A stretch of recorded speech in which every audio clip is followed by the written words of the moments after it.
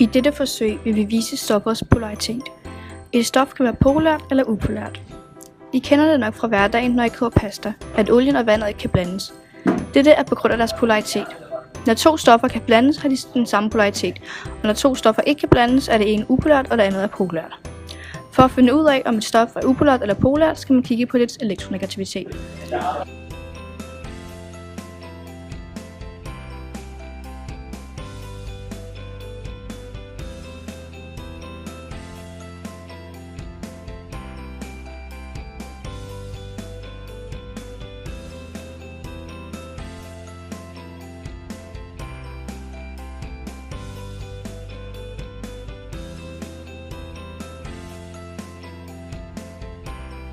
Her så et billede af et polært stof. Fra 0,6 til 4,0 er stoffet polært. Her ser I et billede af et upolært stof. Fra 0,0 til 0,5 er stoffet upolært.